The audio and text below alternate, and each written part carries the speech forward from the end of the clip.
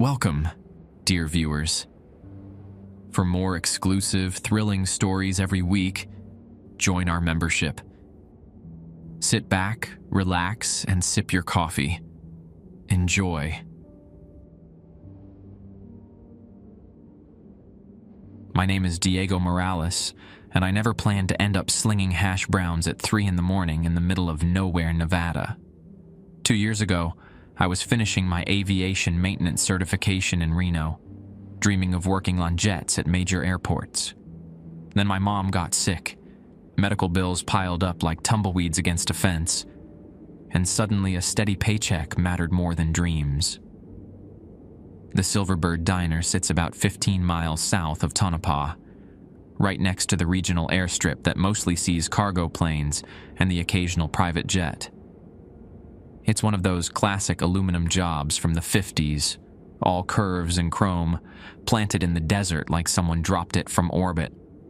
During the day, you get truckers, airport workers, and the odd tourist who took a wrong turn somewhere around Vegas.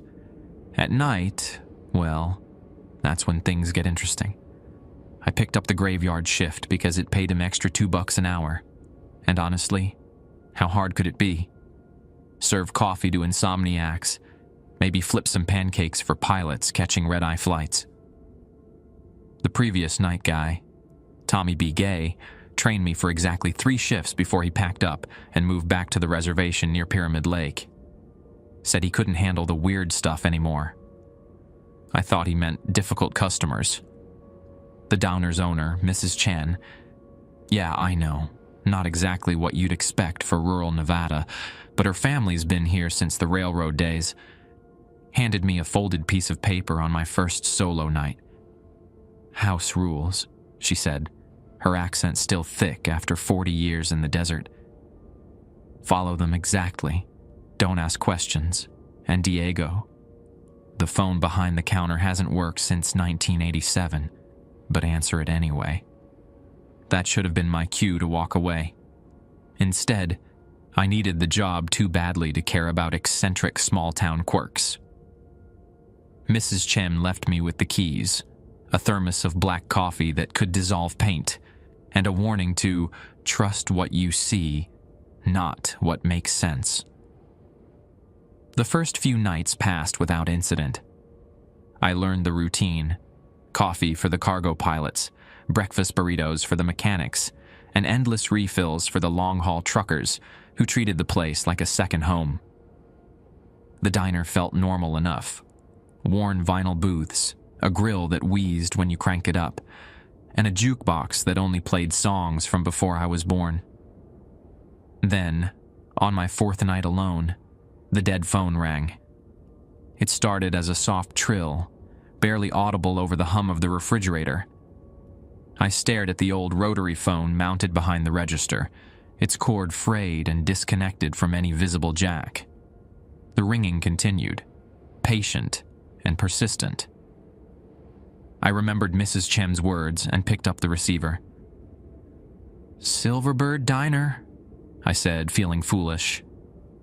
A voice like static whispered through the line. "2 burgers, fries, black coffee, Flight 77. The line went dead, leaving me holding a phone that couldn't possibly work, taking an order for a flight that didn't exist. That's when I learned the first rule. I stood there holding the dead receiver for a full minute, waiting for my brain to catch up with what had just happened. The dial tone buzzed in my ear, which made no sense since the phone wasn't connected to anything. I hung up and immediately checked the cord again. Frayed plastic, copper wires exposed, definitely not plugged into any wall jack. But I had heard that voice, thin as cigarette smoke, asking for Flight 77. The grill hissed behind me as I grabbed 2 burger patties from the walk-in cooler. My hands moved on autopilot while my mind raced. Maybe it was some kind of radio interference, picking up transmissions from the airstrip. That had to be it. Old equipment, weird desert atmospheric conditions, perfectly logical explanation. I flipped the burgers and dropped a basket of fries into the oil. The routine felt grounding. Salt the patties, Check the coffee pot. Listen for the timer. Normal diner work. Nothing strange about cooking for a customer I couldn't see. Except when I looked toward the front door, I realized something that made my stomach twist. The parking lot was empty. Had been empty for the past 2 hours. No headlights on Highway 6. No movement except sagebrush tumbling past the windows. So who was Flight 77 supposed to be? I finished assembling the order. 2 plain burgers, fries in a red basket, black coffee in a paper cup, and set it on the far end of the counter, near the window that faced the airstrip. The runway lights blinked red and white in the distance, but no planes were scheduled until the morning cargo run. That's when I noticed the folded paper tucked under the register. Mrs. Chen must have left it when she handed me the keys, but I'd been too focused on learning the POS system to pay attention. The paper was yellow with age, covered in neat handwriting. Silverbird Diner, Night Shift Protocols. Rule 1. Answer the phone, even when it's disconnected. Flight 77 orders the same thing every time. Make the food. Place it on the far counter. Don't watch what happens to it. Rule 2. If a customer orders the usual, but you've never seen them before, serve them coffee and pie. Any pie. They'll pay with exact change and leave before finishing. Rule 3. The jukebox will play I Fall to Pieces at 2:47 a.m. Let it finish. Don't unplug it. Don't change the song. Patsy Cline died near here in 1963. Rule 4. Check the bathroom every hour after midnight. If you find wet footprints leading from the sink to nowhere, mop them up immediately. Don't follow the trail outside. Rule 5. Never serve customers wearing pilot uniforms with no name tags. Take their order, but don't make the food. Tell them the kitchen is closed. They'll understand. I read through the list 3 times, each pass making less sense than the last. What kind of establishment needed rules about ghost customers and mysterious footprints? This had to be some elaborate prank the day shift was pulling on the new guy. A soft scraping noise made me look up. The bag containing Flight 77's order was gone. I stared at the empty counter space, then quickly scanned the diner. Still alone. No open doors, no missing food anywhere else. The bag had simply vanished while I was reading. My rational mind offered explanations. I'd imagined placing it there, or knocked it over behind the counter without noticing. But when I checked the floor, the space behind the register, even the trash cans, there was nothing. No burger wrappers, no coffee cup, no trace that the order had ever existed. The front door chimed, and I nearly jumped out of my skin. A woman in her 50s walked in, wearing a Wrangler jacket and dusty jeans. She had the weathered look of someone who worked outdoors, with graying hair pulled back in a practical ponytail. "Coffee, hun?" I asked, grateful for a normal customer. She slid onto a stool at the counter and nodded, "And I'll take the usual." I paused with the coffee pot halfway to her cup. "I'm sorry, what's your usual?" She smiled, but something about it felt rehearsed. "Don't worry about it, sweetie. Just coffee and pie, whatever kind you've got." Rule 2. I served her a slice of apple pie from the display case and watched as she pulled exact change from her pocket. $3.57, the precise cost including tax. She ate methodically, never quite finishing the last bite, and left without saying goodbye. The register drawer was open when I turned around, the money placed neatly inside. I checked the clock. 2:45 a.m. The jukebox sat silent in the corner, its neon tubes casting colored shadows across the empty booths. I found myself staring at it, waiting. At exactly 2:47, the machine clicked to life.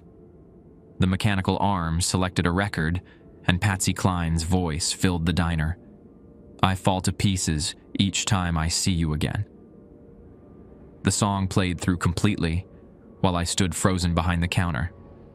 When it ended, the jukebox went quiet again, and the diner felt smaller somehow, like the walls had moved closer while I wasn't looking. I needed air. I needed to think. I needed to convince myself this was all coincidence and suggestion, that Mrs. Chen was just eccentric and Tommy Begay had left for normal reasons like homesickness or better pay. But first, I had to check the bathroom. Rule 4 said every hour after midnight, and it was getting close to 3. I grabbed the mop bucket and headed toward the back of the diner, trying not to think about wet footprints that led to nowhere. The bathroom door squeaked as I pushed it open, flooding the small space with harsh fluorescent light. Everything looked normal at first glance. Cracked mirror, paper towel dispenser hanging crooked, the persistent drip from a faucet that probably hadn't been properly fixed since the Carter administration. Then I saw them. Wet footprints, clear as fresh paint on the yellowed linoleum. They started at the sink and led toward the far wall, where they simply stopped. Not at the window, not at another door.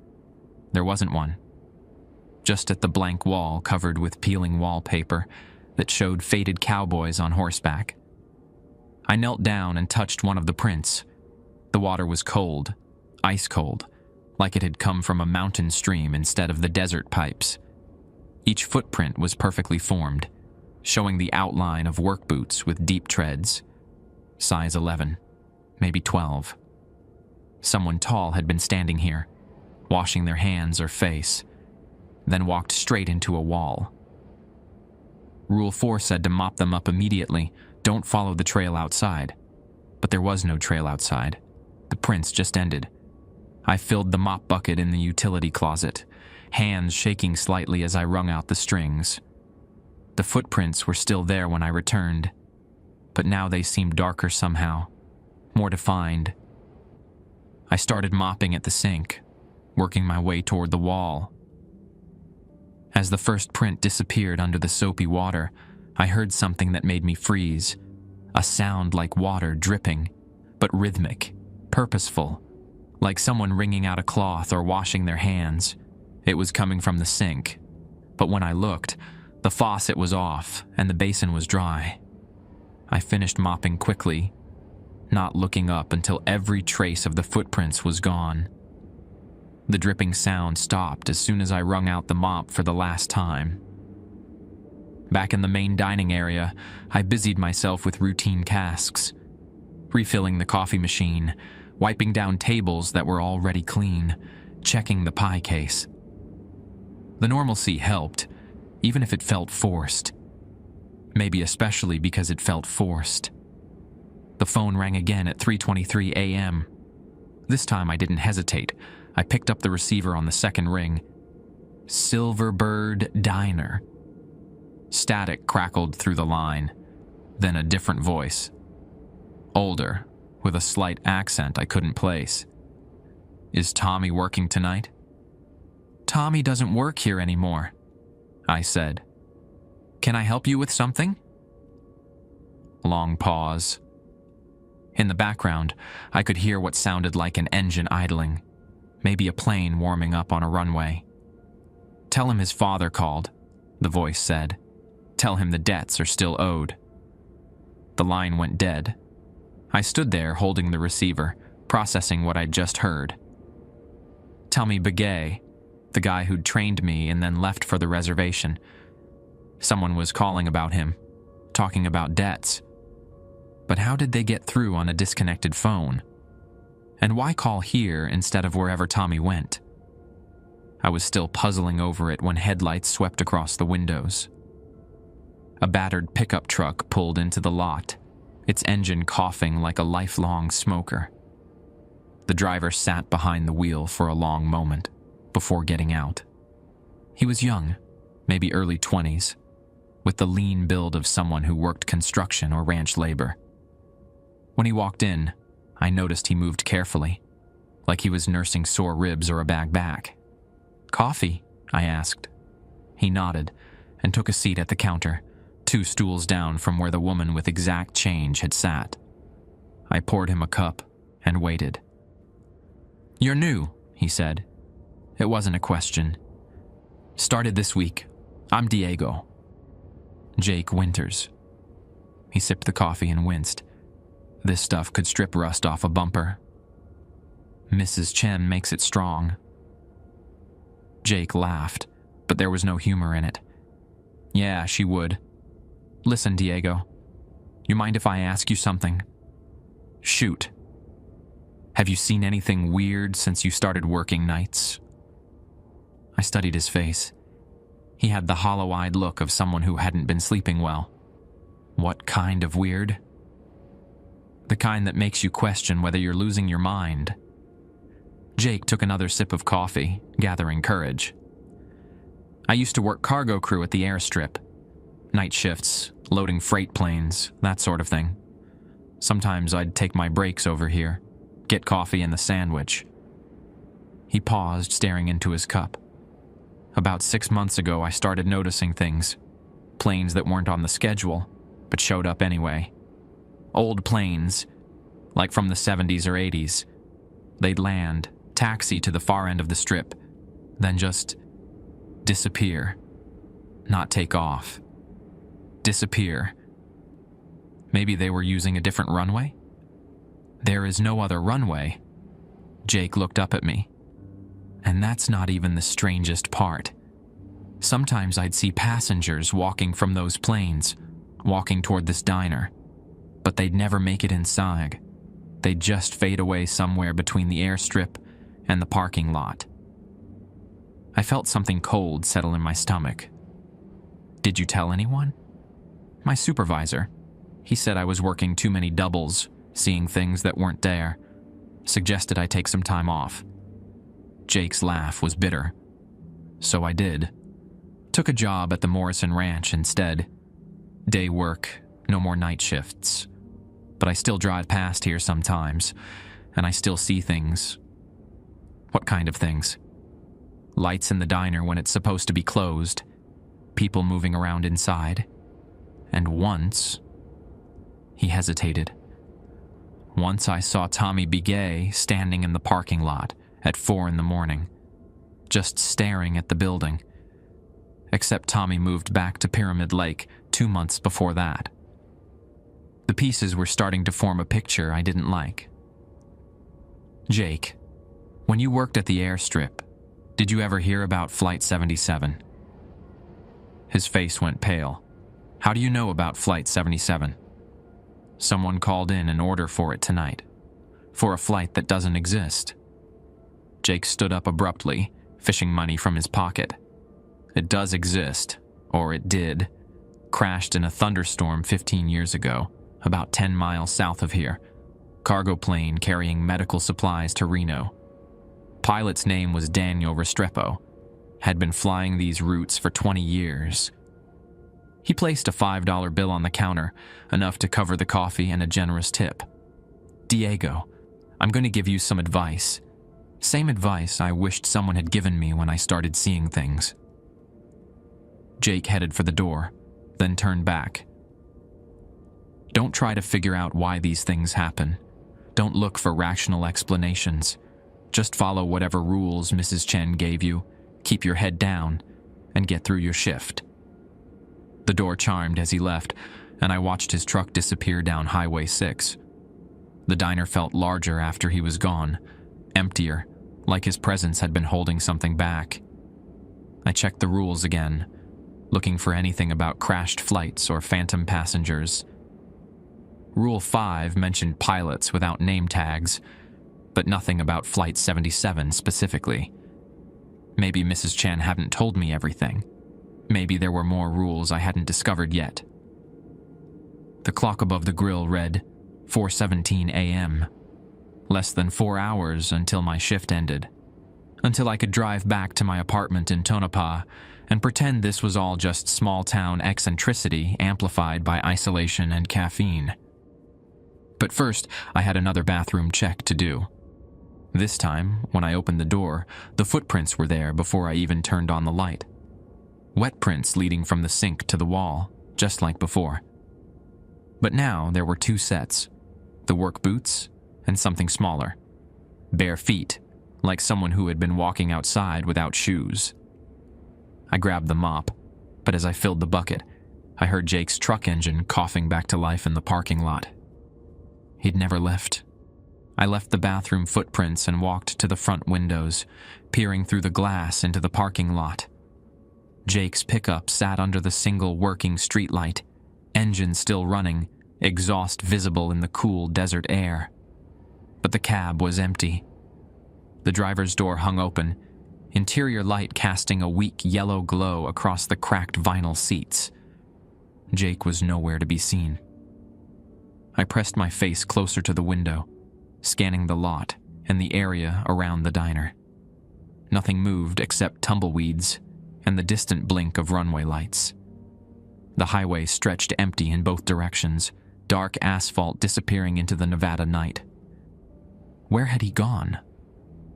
The smart thing would be to stay inside, follow the rules, mind my own business.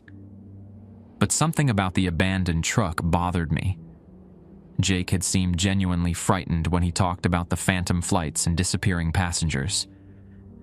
Now he'd vanished, just like the people he'd described. I grabbed the diner's heavy flashlight from behind the register and stepped outside. The desert air hit me like a slap, dry and cold, despite being May. Gravel crunched under my shoes as I approached the truck. The radio was playing softly, some late-night talk show discussing UFO sightings near Area 51. Jake's coffee cup sat in the center console, still steaming. "Jake?" I called out, feeling foolish. "You okay out here?" No response. The wind carried scents of sage and dust, and something else, something sweet and cloying that reminded me of flowers left too long in water. I circled the truck, flashlight beam sweeping the ground. No footprints in the gravel, no sign of where Jake might have gone. It was like he'd simply stepped out of the cab and evaporated. That's when I noticed the airstrip. A plane set on the runway that hadn't been there an hour ago. Not one of the modern cargo haulers I'd grown accustomed to seeing, but something older. A twin-engine aircraft with high wings and a boxy fuselage. Even from this distance, I could tell it was from another era. The kind of plane that belonged in a museum, not on an active runway. The aircraft's navigation lights weren't blinking. They glowed steady red and green, casting colored shadows across the tarmac. I should have gone back inside. Should have followed Jake's advice about keeping my head down and not asking questions. Instead, I found myself walking toward the fence that separated the diner's property from the airstrip. The chain link was old and sagging, with gaps wide enough to squeeze through. I'd done perimeter checks during my aviation training. I knew how to move around aircraft safely, and I needed to know what was happening here. The plane sat about 200 yards from the fence, close enough that I could make out details as I approached. The paint scheme was faded blue and white, with registration numbers too weathered to read clearly. One of the cabin windows was cracked, held together with what looked like electrical tape. As I got closer, I realized the engines were running. Not the high whine of modern turboprops, but the deeper rumble of old radio engines. The propellers spun lazily, barely fast enough to maintain idle power. A figure stood beside the aircraft's nose, partially hidden by the engine cowling. At first, I thought it was a maintenance worker, but something about the silhouette seemed wrong. Too tall, too thin, standing in a way that suggested joints that bent differently than they should. I stopped about 50 feet away, suddenly aware that I was trespassing on an active runway with no explanation for being there. The figure by the plane hadn't moved or acknowledged my presence, but I had the distinct feeling it was watching me. "Excuse me," I called out, trying to sound official. "This is a restricted area." The figure turned toward me, and my flashlight caught a glimpse of what might have been a face. Pale, indistinct, like looking at someone through frosted glass. When it spoke, the voice carried clearly across the distance despite the engine noise. Diego Morales. It knew my name. Flight 77 appreciates your service, the figure continued. But you shouldn't be here. Not yet. A hand touched my shoulder. I spun around, nearly dropping the flashlight. Jake stood behind me, his face slack and expressionless. His eyes reflected the runway lights like an animal's. And when he spoke, his voice sounded flat and distant. "We need to go back," he said. "It's not safe out here." "Jake, how did you get behind me?" "The diner, Diego. We need to go back to the diner." He took my arm, not roughly, but with firm insistence. His skin felt cold through my sleeve, and I noticed he wasn't breathing hard, despite apparently walking across 200 yards of desert. I let him guide me back toward the fence, glancing over my shoulder at the aircraft. The figure by the nose was gone, but the plane remained, engines idling patiently, waiting for something. We squeezed through the gap in the chain link and walked across the parking lot in silence. Jake's truck still sat with its door open, radio playing, but he made no move toward it. Instead, he followed me to the diner's entrance. "Jake, your truck?" "Leave it," he said, and pushed open the door. Inside, the diner felt different. Smaller, somehow, as if the walls had moved closer while I was outside. The coffee smell was stronger, almost overpowering, and the fluorescent tubes above the counter flickered irregularly. Jake took his previous seat at the counter, hands folded in front of him. In the harsh light, his skin looked waxy, pale in a way that suggested he hadn't been outdoors during daylight hours in quite some time. "How long have you been coming here?" I asked. 6 months, since I started seeing the planes." "No, I mean, how long have you been coming here at night? Like this?" Jake's expression didn't change. 6 months, since I started seeing the planes. Same answer, delivered in exactly the same tone, like a recording played back. I poured him another cup of coffee, hands shaking slightly. He drank it without seeming to taste it, staring straight ahead at the pie case. The radio in his truck was still audible through the windows, but the talk show had been replaced by static. "Jake, do you remember leaving earlier? Walking out to your truck?" "I've been here all night." That was a lie. I'd watched him leave, seen him drive away. But now he sat at my counter like he'd never moved, drinking coffee and staring at nothing. The phone rang.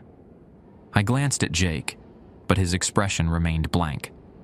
The ringing continued, patient and insistent. I picked up the receiver.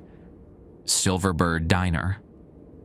2 burgers, fries, black coffee, Flight 77. Same order, same voice like wind through broken glass. But this time, when the line went dead, I heard something else. The distant sound of aircraft engines spinning down, growing quieter until they stopped completely. I looked out the window toward the airstrip. The runway was empty. "Better make that order," Jake said without looking at me. "Flight 77 doesn't like to wait." I prepared the food mechanically, trying to process what had just happened. Jake had been outside with me, had guided me back from the runway where we'd both seen the Phantom aircraft. Now he acted like he'd never left his stool and claimed to have been here all night. The burger patties hit the grill with a satisfying sizzle. Normal sounds, normal routine. I focused on the familiar tasks while my mind raced through possible explanations, each one more disturbing than the last. When I placed the bagged order on the far counter, Jake finally looked at me. "You're learning," he said. "That's good. The rules exist for a reason." "What reason?" "To keep the balance. Some debts can never be fully paid, Diego. Some flights never really land, but they still need to be served." The bag containing Flight 77's order disappeared while I was pouring Jake's 3rd cup of coffee. I didn't see it happen, but I felt it.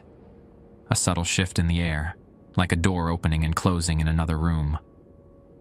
Jake finished his coffee and stood up. I should be getting home. What about your truck? He looked genuinely confused. What truck? Through the window, I could see the parking lot was empty, except for my own beat-up Honda. No pickup, no open doors, no radio playing in the night, like it had never been there at all. Jake walked to the door, paused with his hand on the handle. Diego? Yeah. Next time the phone rings during my visit, don't answer it while I'm here. Some conversations aren't meant to be overheard. He stepped outside and began walking down Highway 6, heading south toward the mountains. I watched until he disappeared into the darkness, then checked the clock. 5:47 a.m. Less than 2 hours until my shift ended. I needed to check the bathroom again.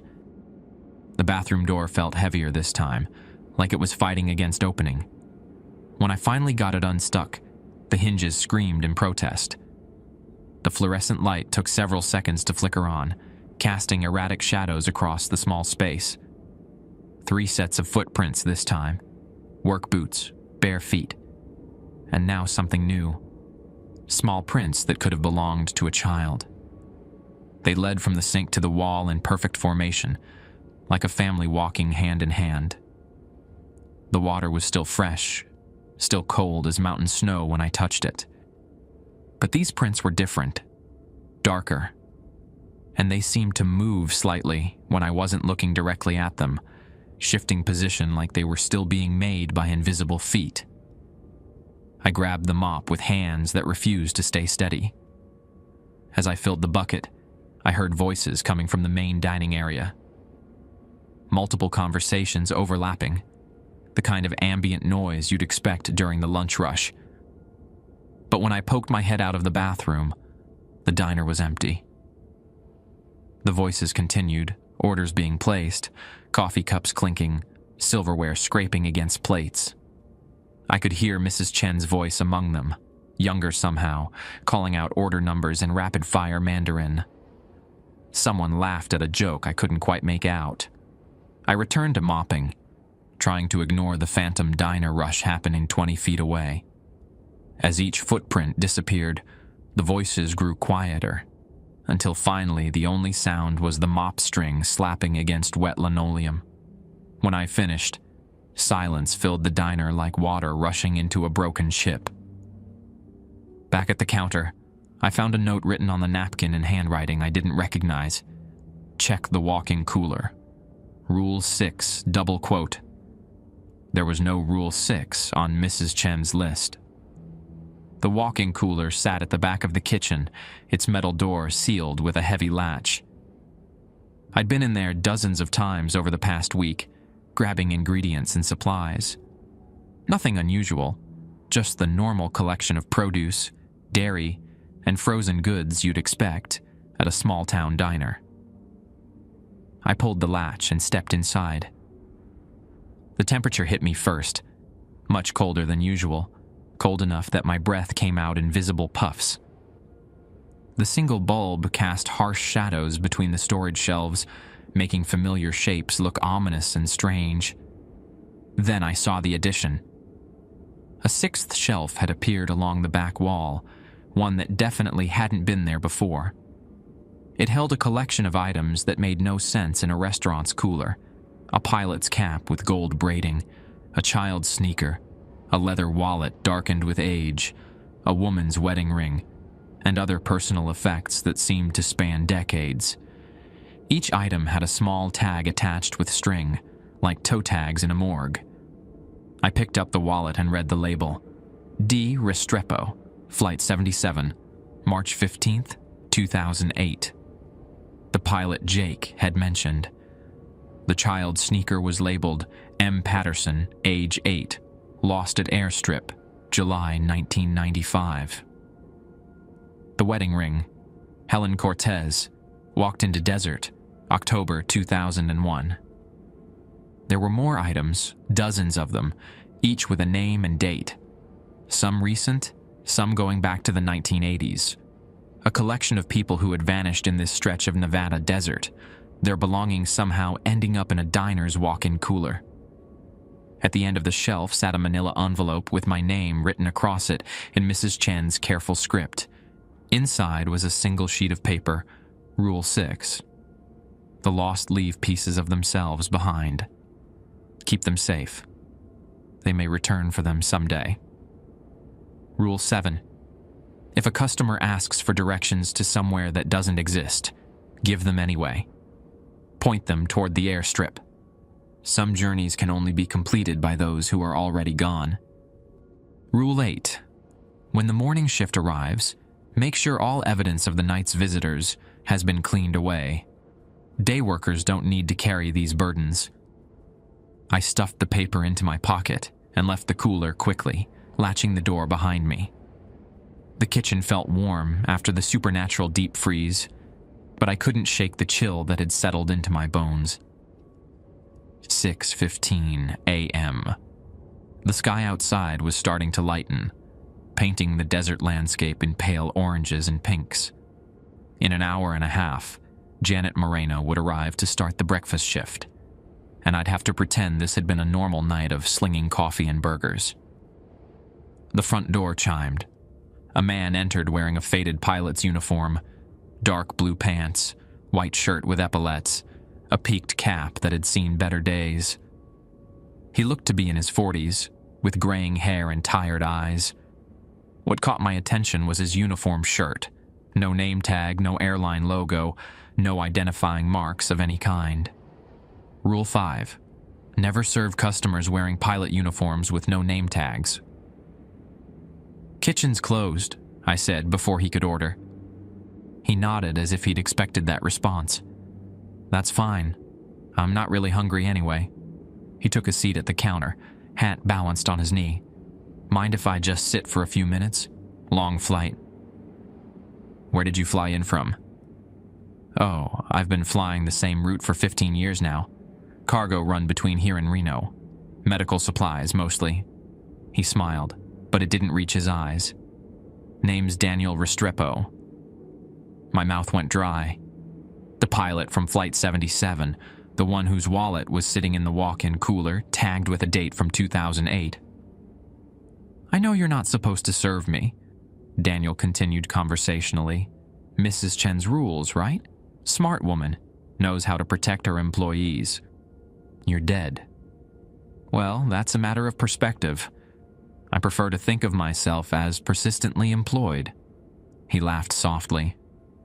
15 years of the same route, Diego. Same cargo manifest, same takeoff time, same approach into Reno. Except I never quite make it there. The storm. Jake told me about the storm. Nasty one. Came out of nowhere around midnight just south of here. I tried to climb above it, but the updrafts... He shrugged. "Well, you know how it ended." Daniel stood up and walked to the window facing the airstrip. "The thing is, I keep getting scheduled for the same flight. Every night, same manifest, same cargo. Medical supplies for the hospital in Reno. Important stuff. Blood products, medications, organs for transplant. People die when I don't deliver. But you crashed." "I did. But the need remains. So I keep flying, keep trying to complete the delivery. And every night, I stop here first. Force of habit, I guess. This place was always my last fuel stop before the mountain crossing." He turned back to me, and in the growing morning light, I could see through him slightly, like he was made of morning mist. "Your job isn't easy, Diego. Serving the lost, keeping their secrets, maintaining the balance between what is and what was. Mrs. Chen chose well when she hired you. I didn't ask for this. None of us did. But here we are." Daniel put his cap back on and headed for the door. I should get back to my plane. Got a schedule to keep, even if I never quite arrive. "Wait," I called after him. "The wallet in the cooler, is that yours?" "Everything I was carrying when I crashed. Mrs. Chen collects them, keeps them safe, just in case we ever figure out how to finish our journeys." He paused at the door. "Take care of this place, Diego. And remember, some debts transcend Beth." The door chimed as he left, and I watched through the window as he walked across the parking lot toward the airstrip. By the time he reached the fence, he had faded completely, leaving only footprints in the gravel that would probably disappear before Janet arrived. I checked the clock. 6:45 a.m. Time to start cleaning up, erasing all evidence of the night's supernatural visitors. Time to pretend that serving coffee and burgers was the strangest thing that happened during my shift. But first, I had one more bathroom check to do. The bathroom was empty this time. No footprints, no signs of otherworldly visitors. Just cracked tiles and the persistent drip from the faucet that seemed to echo louder in the pre-dawn quiet. I stood there for a moment, surprised by the normalcy, before heading back to the main dining area. That's when I saw her. A girl, maybe 8 or 9 years old, sat in the far corner booth with her back to me. She wore a faded yellow sundress and white sneakers, one shoe on, one foot bare. Her dark hair hung in 2 neat braids tied with red ribbons. She hadn't been there 30 seconds ago. "Excuse me, sweetie," I called out gently. "Are you okay? Where are your parents?" She didn't turn around, didn't acknowledge that I'd spoken. She seemed to be drawing something on the table with her finger, tracing patterns I couldn't see from this distance. I approached slowly, the way you'd approach a frightened animal. As I got closer, I could hear her humming, a tune I almost recognized, something from decades past. The melody seemed familiar but wrong somehow, like a song played backward. "Honey, what's your name?" Still no response. I moved around the booth to face her, and that's when I saw her eyes. They were completely white, no pupils or irises, just blank expanses that somehow still seemed to track my movement. "Mia," she said without moving her lips. Her voice came from everywhere and nowhere, like sound echoing off canyon walls. "My name is Mia Patterson." The child's sneaker in the walk-in cooler. M. Patterson, age 8, lost at airstrip, July 1995. "Mia, how did you get here?" "I've been waiting." She continued tracing patterns on the table. When I looked down, I could see her finger was leaving actual marks. Thin lines of frost spreading across the Formica surface. Waiting for someone to help me find my way home. Where's home? I don't remember. For the first time, she sounded like a real child. Lost, confused, scared. I was playing by the plains and then I couldn't find my mommy. I've been looking for so long. My heart ached for her, whatever she was now. Ghost, spirit, echo of a tragedy. She had been a real little girl once. Someone's daughter who got lost near the airstrip 28 years ago and never made it home. "Mia, I want to help you, but..." The phone rang. I glanced at it, then back at Mia. Rule 1 said to always answer the phone, but Jake had warned me about not taking calls while visitors were present. Some conversations weren't meant to be overheard. The ringing continued. Mia stopped drawing and looked at me with those terrible white eyes. "You should answer," she said. "It might be important." Against my better judgment, I picked up the receiver. Silverbird Diner. "Diego." The voice was Mrs. Chen, but younger, clearer than I'd ever heard her. "Listen carefully. Do not engage with the child. Do not try to help her. Some lost souls cannot be saved, only contained." "Mrs. Chen? How are you calling? The phone doesn't work."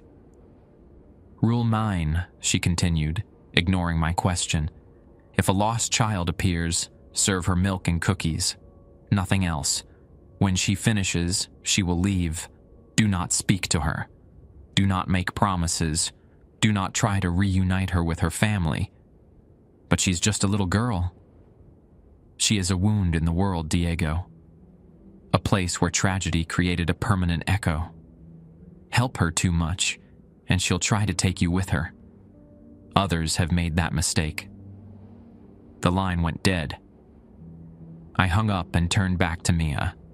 She was still drawing frost patterns, but now they covered the entire table surface. Intricate designs that hurt to look at directly, like optical illusions that folded in on themselves. "Who was that?" she asked without looking up. "Just work stuff." I grabbed a glass from behind the counter and filled it with milk, then selected 2 chocolate chip cookies from the display case. My hands shook as I carried them to her table. "Thank you," Mia said politely. She picked up a cookie and took a small bite, chewing thoughtfully. "These are good. My mama used to make cookies like this." I wanted to ask about her mother, about what happened that night in 1995, about whether anyone ever found her body. But Mrs. Chem's warning echoed in my head. Don't speak to her. Don't make promises. So I stood there quietly, while a dead child ate cookies and drank milk, humming her backward song. "Are you married?" Mia asked suddenly. The question caught me off guard. "No." "Do you have kids?" "No." "Would you like some?" She looked up at me with those blank white eyes. "I know where there are lots of children. We could play together forever and ever." A chill ran through me that had nothing to do with the air conditioning. "I need to get back to work." "That's okay. I'll wait." She took another bite of cookie. "I'm very good at waiting." I busied myself with cleaning tasks, trying to ignore the little girl in the corner booth. But I could feel her watching me, could hear her humming that unsettling melody.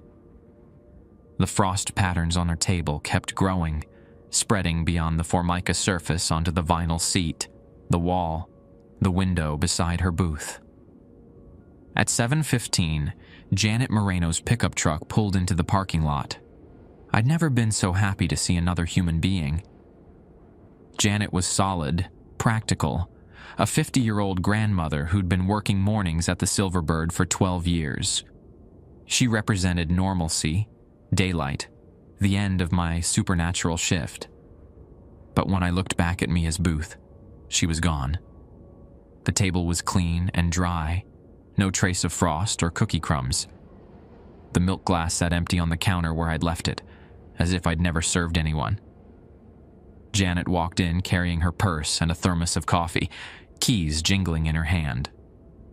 "Morning, Diego. How was the night?" "Quiet," I lied. "Just the usual." She started her opening routine, turning on the main grill, checking the coffee machines, counting the register. Normal morning tasks that felt like miracles after what I'd experienced. "You look tired," Janet observed. "These night shifts wearing on you?" "Still adjusting to the schedule." "Mrs. Cham mentioned you're doing good work, following the rules, keeping things running smooth." Janet tied her apron around her waist. "That's important here.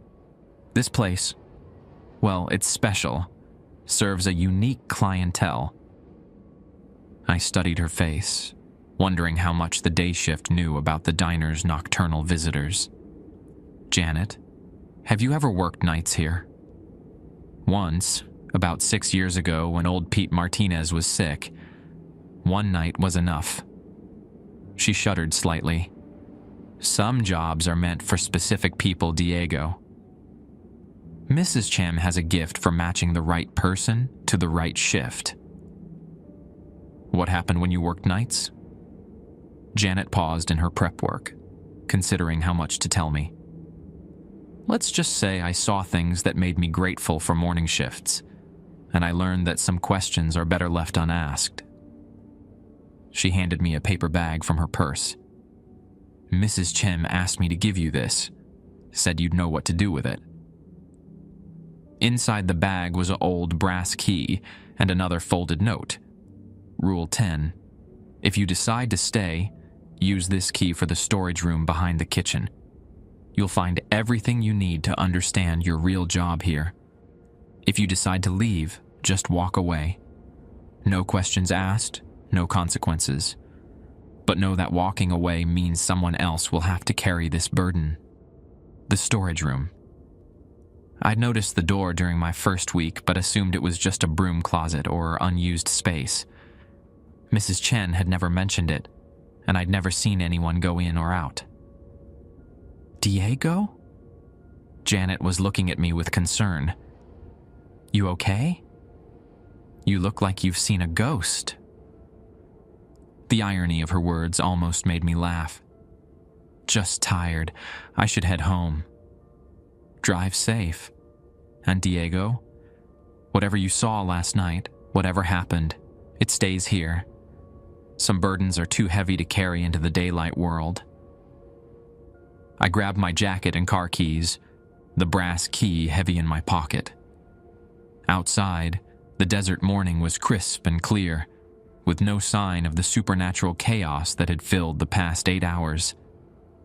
The airstrip sat empty except for 2 cargo planes preparing for their morning runs, real planes with real pilots who would actually reach their destinations. My Honda started on the second try, a small blessing after a night of profound strangeness. As I pulled out of the parking lot, I caught sight of something in my rearview mirror that made me hit the brakes. Nia stood in front of the diner, still wearing her yellow sundress and one white sneaker.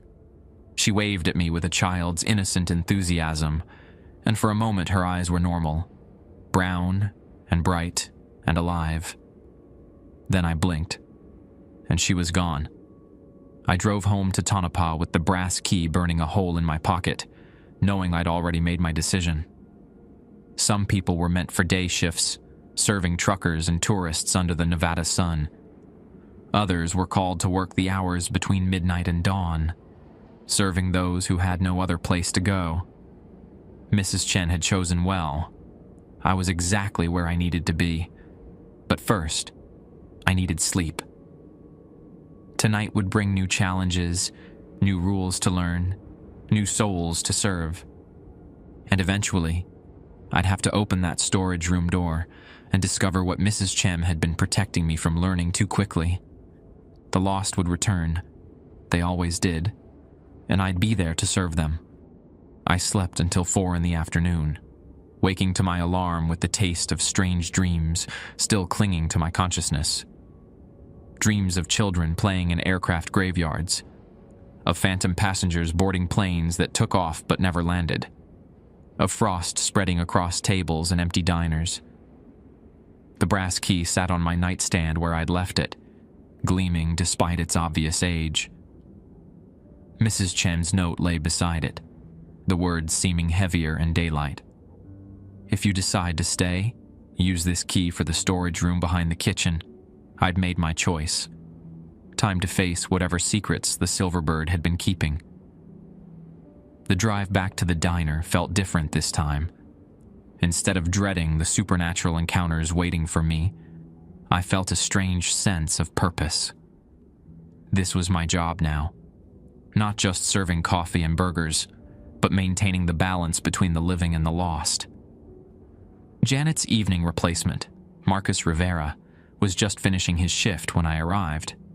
He nodded as I walked in, his expression carefully neutral. "Quiet day," he said, untying his apron. "Couple of truckers, some airstrip workers, normal crowd." "Any messages?" "Mrs. Chen called around 3. Said to tell you the storage room is ready." Marcus grabbed his jacket and headed for the door. "Oh, and Diego?" "She wanted me to remind you that some knowledge changes everything. Once you open that door, there's no going back to ignorance." He left me alone with my thoughts and the brass key. I went through my usual opening routine, checking the coffee machines, reviewing the prep list, making sure the grill was clean. Ordinary tasks that felt comforting before diving into the extraordinary. The dinner rush would start soon, bringing the usual collection of travelers and locals who had no idea what happened here after midnight. At 8:30, I served my last customer of the evening, a trucker hauling freight to Reno, who left a decent tip and wished me a safe night. By 9, the diner was empty and quiet, ready for the transition from normal restaurant to supernatural way station. The storage room door stood behind the kitchen, painted the same industrial green as the walls, and easy to overlook if you weren't looking for it. I'd walked past it hundreds of times during my first week, assuming it held cleaning supplies or spare equipment. The brass key slid into the lock smoothly, as if it had been waiting for this moment. The door opened with a soft click, revealing a narrow staircase leading down into darkness. A basement. The Silverbird Diner had a basement I'd never known existed. I found a light switch at the top of the stairs and flicked it on. Warm yellow bulbs illuminated wooden steps that looked far older than the diner itself, worn smooth by decades of foot traffic. The air smelled of dust and old paper, with an undertone of something else. Ozone, like the atmosphere before a thunderstorm. I descended carefully, hand trailing along the rough stone wall. At the bottom, another light switch revealed a room that took my breath away. The basement was enormous, far larger than the diner above it. The walls were lined with filing cabinets, shelves of ledgers, and bulletin boards covered with photographs, newspaper clippings, and hand-drawn maps.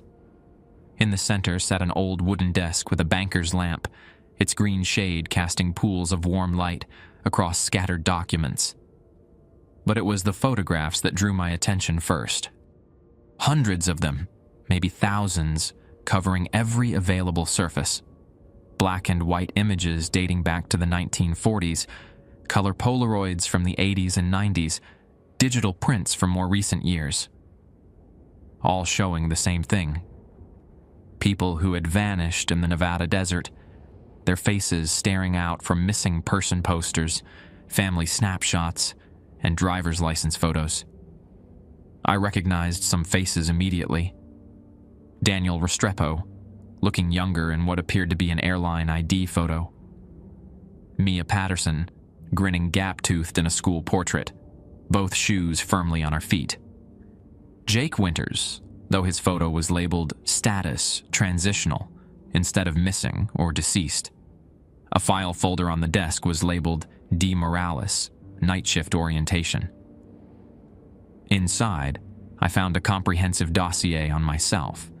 Birth certificate, school records, employment history, even a psychological evaluation I didn't remember taking. At the bottom of the file was a single page of Mrs. Chen's handwriting. Diego demonstrates the necessary psychological flexibility to interface with transitional entities while maintaining his own anchor to the living world.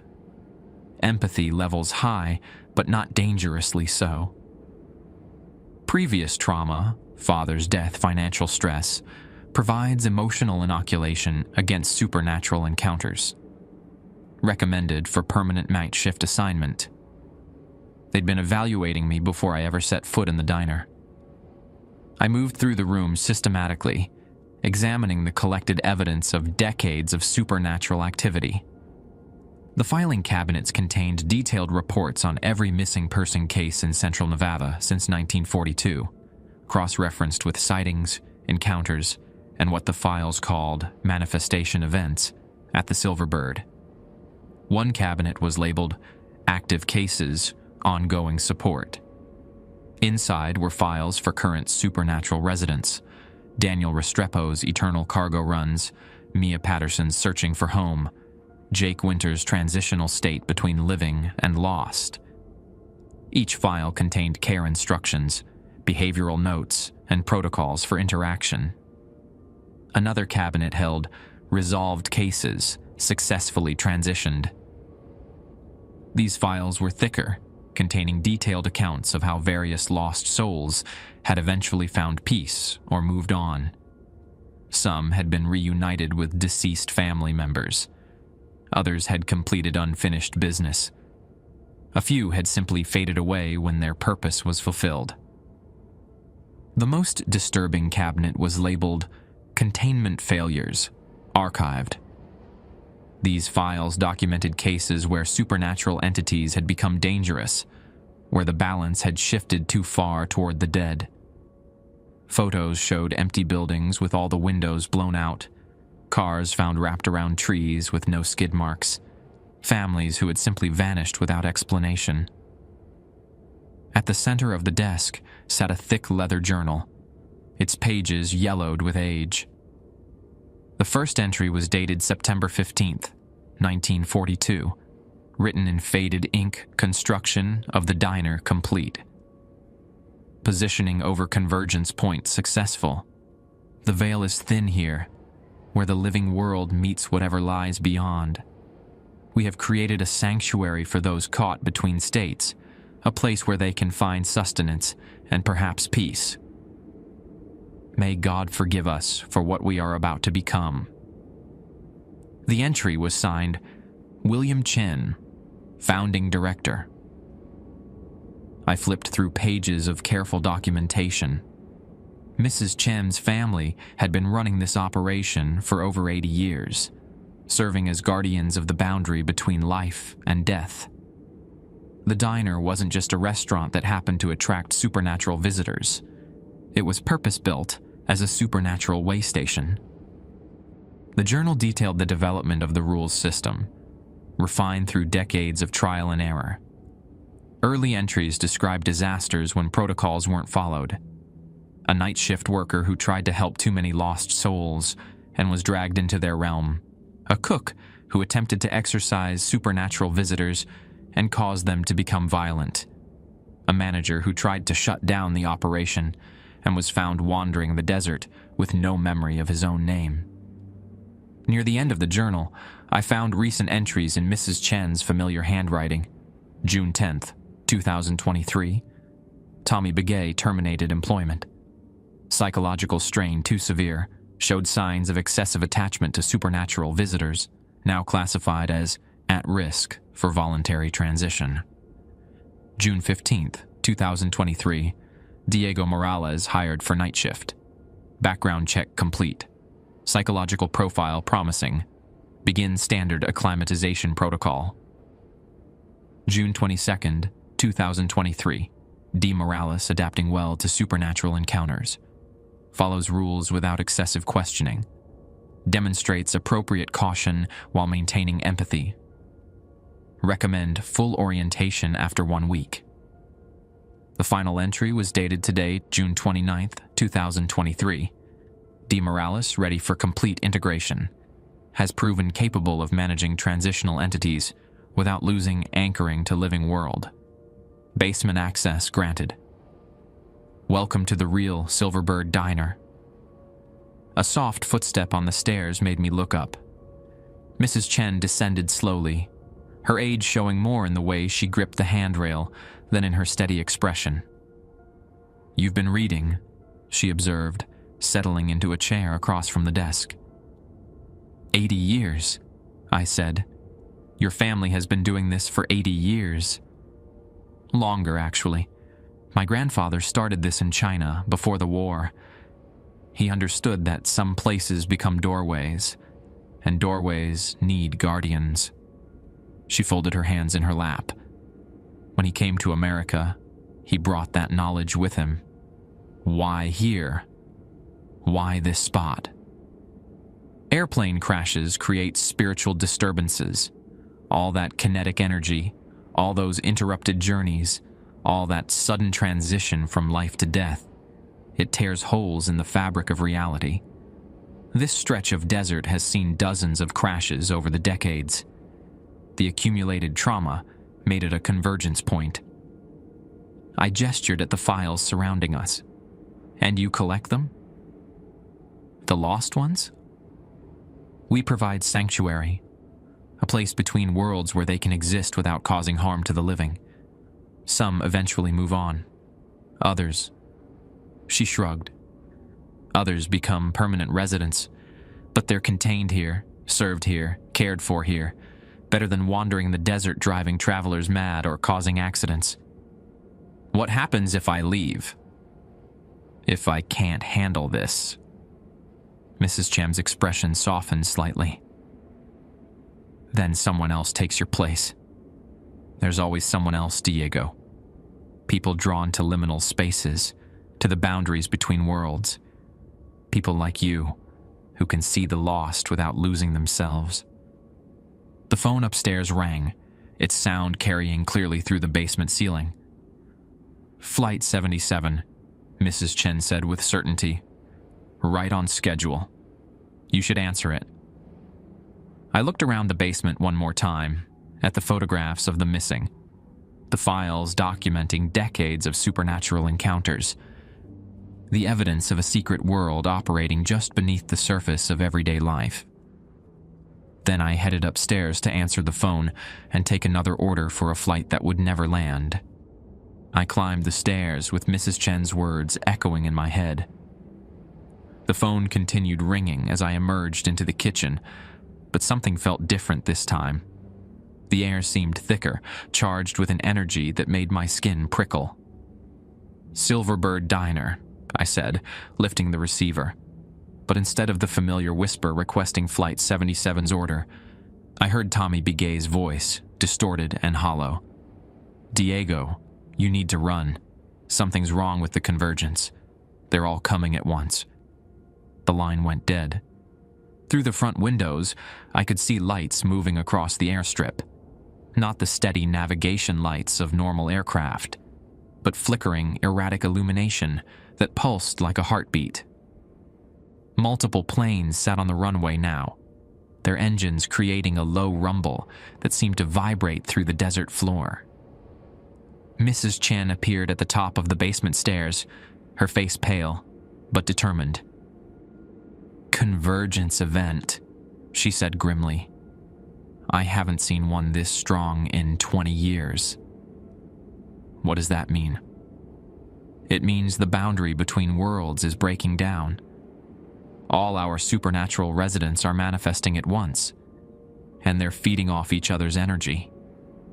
If we don't contain this, it'll spread beyond the diner. The temperature dropped 15 degrees in as many seconds. Frost began forming on the windows, and I could see my breath in the suddenly frigid air. The lights flickered overhead, casting shifting shadows across the dining area. What do we do? Follow the emergency protocols. Serve everyone who manifests, keep them calm, and hope the convergence burns itself out before... The front door burst open, bringing a gust of desert wind that smelled of ozone and something else. Something organic and wrong. Tommy Begay stumbled in, but he wasn't the same person who had trained me 2 weeks ago. His skin had a translucent quality, like parchment held up to light. His eyes were the solid black of deep space. Diego, he said, his voice carrying harmonics that human vocal cords couldn't produce. I tried to warn you. I tried to stay away, but the pull, it's too strong. Behind him came others, Daniel Restrepo in his faded pilot's uniform, but now I could see the burns on his hands and face from the crash, Mia Patterson in her yellow sundress, frost spreading from her bare foot with each step. Jake Winters, looking more translucent than ever, his form flickering between solid and shadow. And there were others I didn't recognize. A woman in the 1960s dress with a crushed windpipe. A man in mechanic's coveralls with oil stains that looked suspiciously like blood. An elderly woman clutching a suitcase that leaked sand from its seams. Everyone, please, take a seat, Mrs. Chen said firmly. We'll serve you all. Just give us a moment. But they weren't listening. The supernatural residents were agitated, their forms becoming more solid as they fed off the convergence energy. Mia was crying tears of ice that shattered on the floor. Daniel's uniform was smoldering, filling the diner with smoke. The woman in the dress was trying to speak, but only producing a whistling sound through her damaged throat. Tommy, I said, trying to keep my voice steady. What's happening to you?" "I'm becoming what I was always meant to be," he replied. "What happens to everyone who stays here too long? The boundary between helper and helped gets thinner every night, Diego. Eventually, you cross over." Mrs. Chen grabbed my arm. "The basement. We need to get to the emergency kit." But before we could move, the diner's lights went out completely. In the darkness, the supernatural residents began to glow with their own internal light, cold blue radiance that cast everything in stark relief.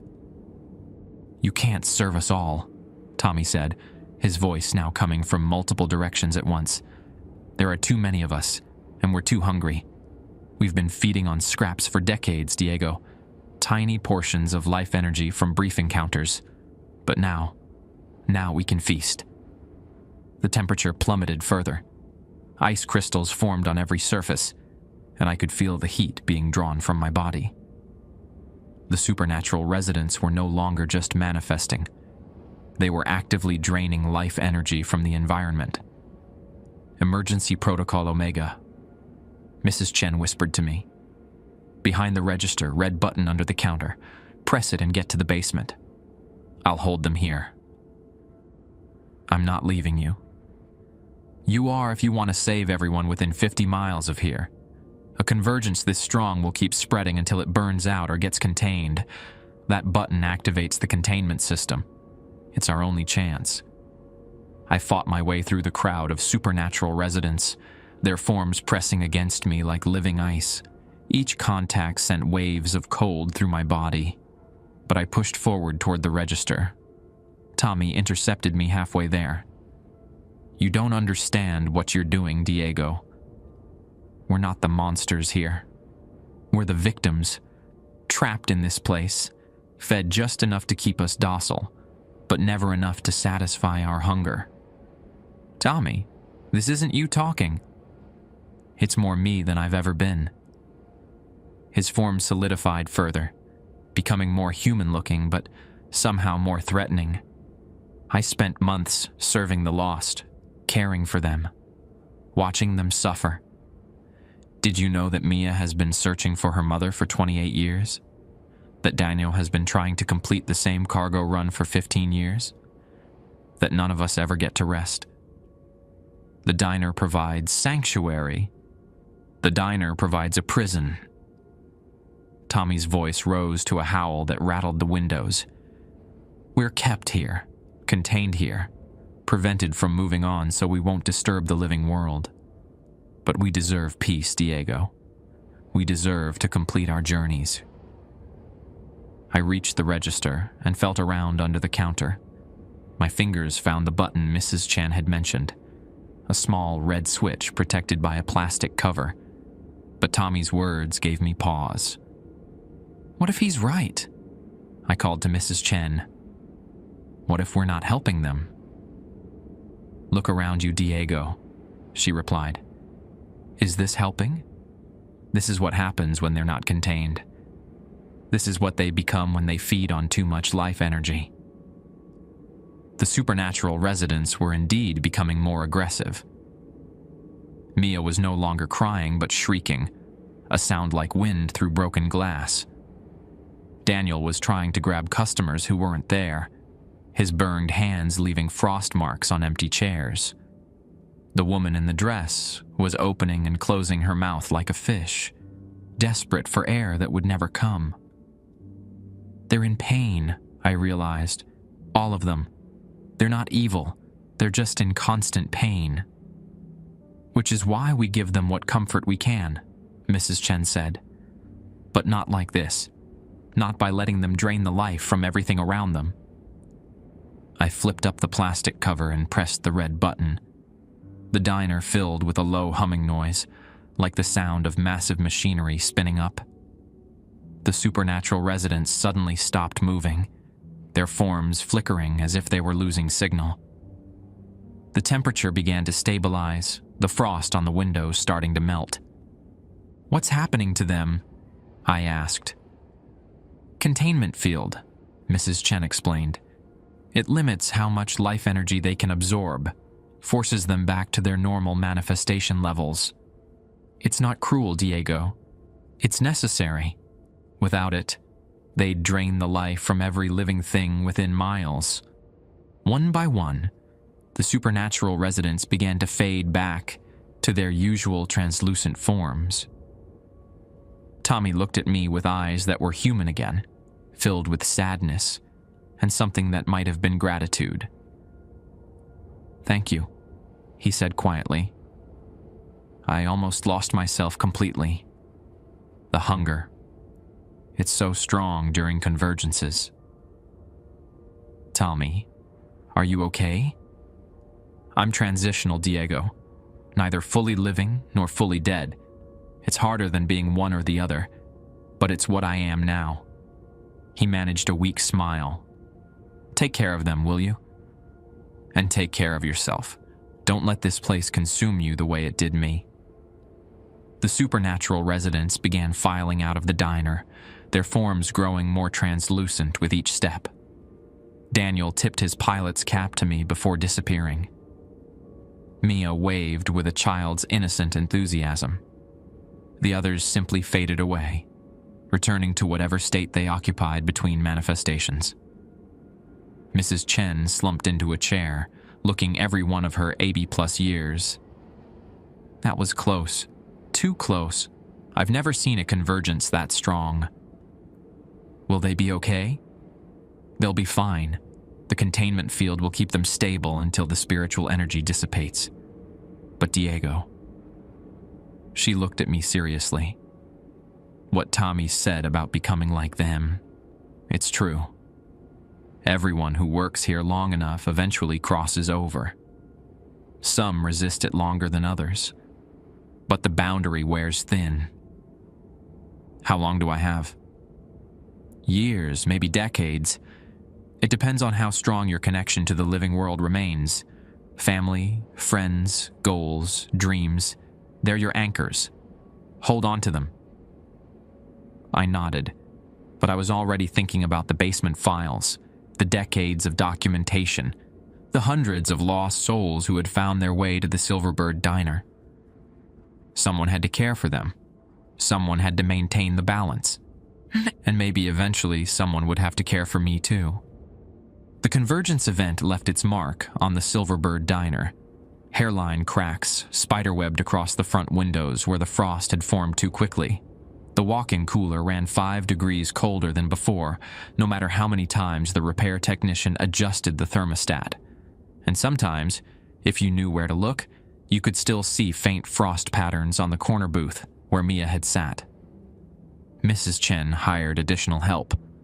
A day manager named Rosa Martinez, who asked no questions about the temperature fluctuations or the phone that rang despite being disconnected. Rosa had worked at a truck stop outside Barstow, where strange things happened after midnight. She understood the unspoken requirements of certain establishments. I kept working nights, perfecting the delicate balance of service and containment. The supernatural residents returned to their regular schedules, appearing individually rather than as a group. Daniel still placed his weekly order during phantom cargo runs. Mia visited when the loneliness became too much to bear. Jake continued his transitional existence, sometimes corporeal enough to pay for coffee, sometimes just a voice in the wind. Tommy Begay stopped manifesting after the convergence, and I hoped that meant he'd found peace rather than simply faded away. His personnel file in the basement was moved to status unknown, a category that encompassed too many cases for comfort. The rules evolved as I learned more about each supernatural resident. Rule 11 addressed convergence warning signs. Rule 12 covered proper containment field activation. Rule 13 outlined personal protection protocols for night shift workers. Mrs. Chen added them to the original list in her careful handwriting, decades of experience distilled into simple instructions. My apartment in Tonopah remained my anchor to the living world. I called my mother every Sunday, sent money when her medical bills piled up, maintained connections that kept me tethered to life, rather than drifting toward whatever lay beyond. Mrs. Chen had been right. The boundary wore thin for everyone eventually, but it could be reinforced with conscious effort. The basement became my second office. I added new files for recent disappearances, tracked manifestation patterns, documented the personal effects that appeared in the walk-in cooler. Each lost soul had a story, a reason for remaining tethered to this desert crossroads. Understanding their stories helped me serve them better. Regular customers noticed nothing unusual about the diner's operations. Truckers still stopped for coffee and pie. Airstrip workers grabbed breakfast burritos before their shifts. Tourists used the restrooms and bought postcards from the rack by the register. The supernatural elements remained invisible to those who weren't meant to see them. But sometimes a trucker would mention seeing lights on the runway when no flights were scheduled. Sometimes an airport worker would comment about voices coming from empty planes. Sometimes a tourist would ask about the little girl they'd glimpsed in the corner booth before she vanished. I'd learned to recognize the signs of people who might someday work the night shift themselves. A certain sensitivity to otherworldly presence, an ability to accept strangeness without immediate rationalization, a desire to help those who existed in the spaces between normal and never. The phone behind the counter rang at 2:47 a.m., right on schedule. "Silverberg Diner," I answered. 2 burgers, fries, black coffee. Flight 77. I'll have that ready in 15 minutes. I hung up and began preparing Daniel's eternal order, adding extra care to each step. The burger patties hit the grill with their familiar sizzle. The coffee brewed strong and black. The fries dropped into oil heated to exactly 350 degrees. Outside, navigation lights blinked in the distance as Flight 77 began another approach that would never quite reach its destination. Inside, I bagged up an order for a passenger manifest that existed only in the space between memory and hope. The lost would always find their way to the Silverbird Diner, and I would be here to serve them.